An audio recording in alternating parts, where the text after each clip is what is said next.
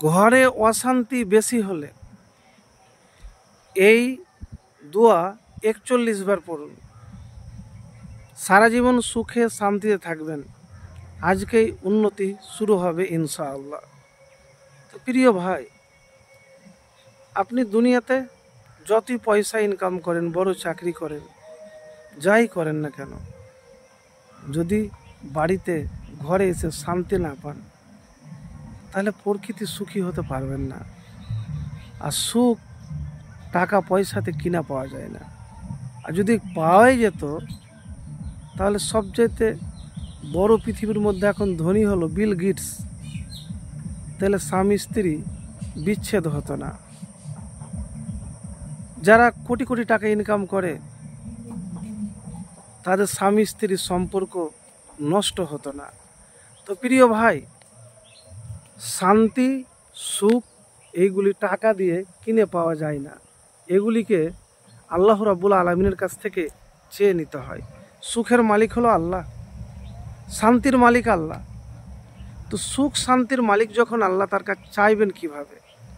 আমি ঘরে যারা অশান্তিতে আছেন, এতটুকুন বলবো আপনাকে যে যারা খুব ডিপ্রেশনে আছেন, দুশ্চিন্তায় আছেন, দুশ্চিন্তা মানসিক চাপ থেকে মুক্তি পাওয়ার জন্য প্রথম হলো ঈমান ও তাকওয়াকে মজবুত করতে হবে। যার ঈমান যত দুর্বল, সে তো তাড়াতাড়ি মানসিকভাবে ভেঙে পড়ে। আর যার ঈমান শক্তিশালী, দুশ্চিন্তা তাকে কম স্পর্শ করে। তো ঈমানের ব্যাপার আছে ভাই। ঈমান যদি আপনার মজবুত হয়, তাহলে দুনিয়া যতই টেনশনে পড়েন, টেনশন মনে হবে না। একটি হাদিস আপনাকে বলি।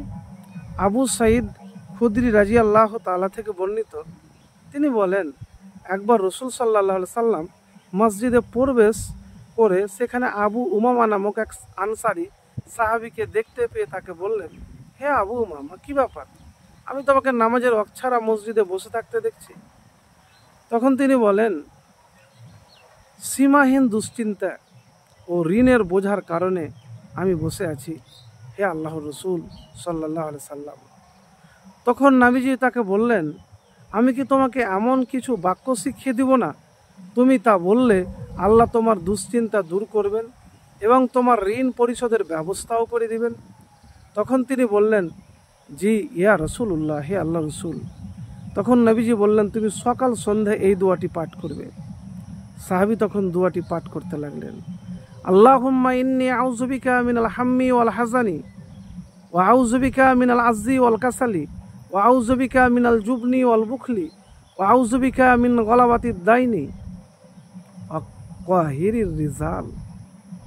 আবু উমামা বলেন, আমি তাই করতে লাগলাম। ফলে মহান আল্লাহ আমার দুশ্চিন্তা দূর করলেন, আমার ঋণ পরিশোধের ব্যবস্থাও করে দিলেন। আবু দাউদ শরীফ 1555 নম্বর হাদিস। তো প্রিয় ভাই, এতটুকুন আপনাকে বলবো, যখন ঘরে অশান্তিতে পড়বেন, কোনো পথ নাই, শান্তি খুঁজে পাচ্ছেন না, হতাশ নিরাশ হবেন না।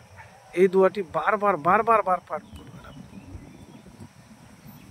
বেশি বেশি, আমি যা বলেছি তার চেয়ে তো বেশি, কিন্তু ততটাই বেশি পাঠ করবেন যতক্ষণ পর্যন্ত দুশ্চিন্তা আপনার জীবন থেকে দূর না হবে।